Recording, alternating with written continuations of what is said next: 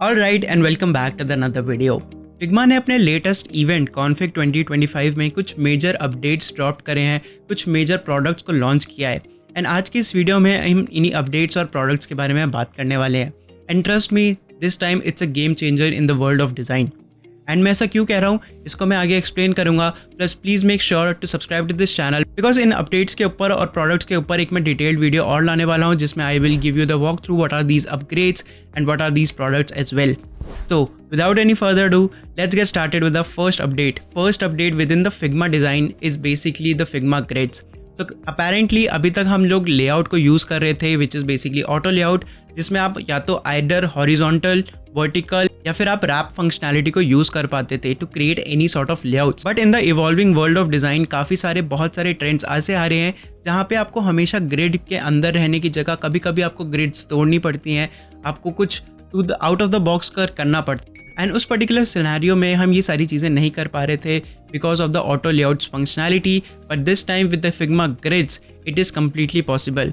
So make sure to subscribe to this channel because इस grids के ऊपर मैं एक फुल डिटेल्ड वीडियो लाने वाला हूँ। Next update on our list is basically the Figma draw. ये उनका एक नया प्रोडक्ट है which is basically competitive to the Canva plus Adobe Illustrator, which is apparently giving the mixed feature of both these particular platforms or the softwares.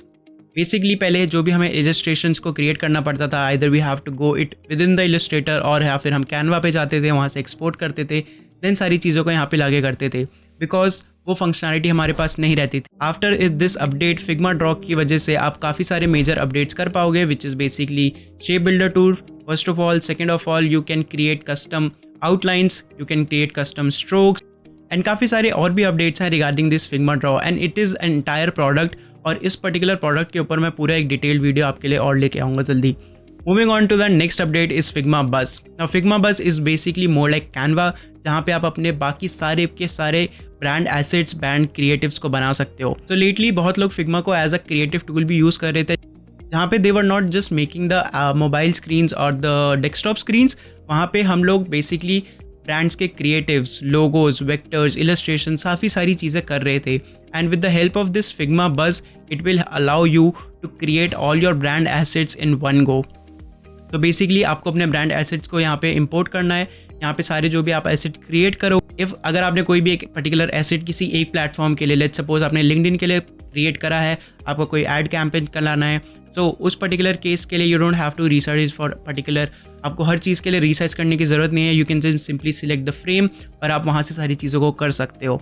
Apart from this आप इसमें components अपने बना सकते हो और एक गो में पूरे के सारे क्रिएटिव्स में से वो कंपोनेंट्स को डायरेक्टली रिप्लेस कर सकते हो। Moving on to our next update is starting with the Figma slides.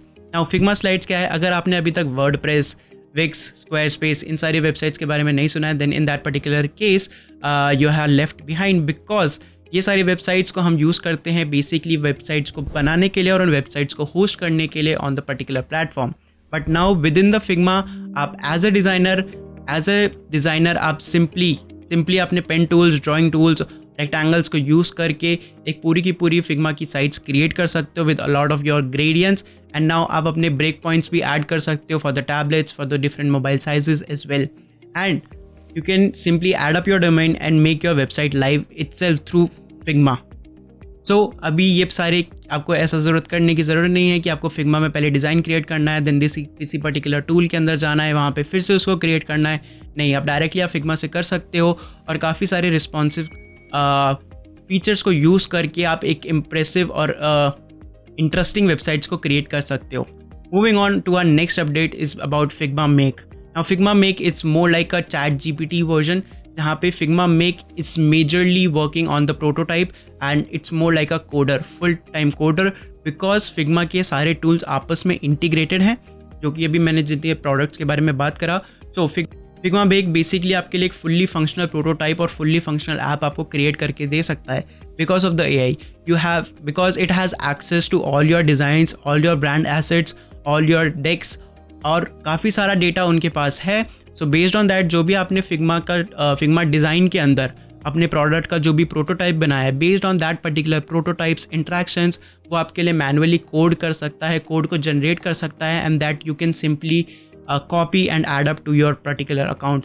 So it will gonna game changer, and in that particular case most of the developers will gonna switch back to the design, or most of the developers are going to learn design even more, because a lot of their hard work and a lot of their task is going to be reduced with the help of AI.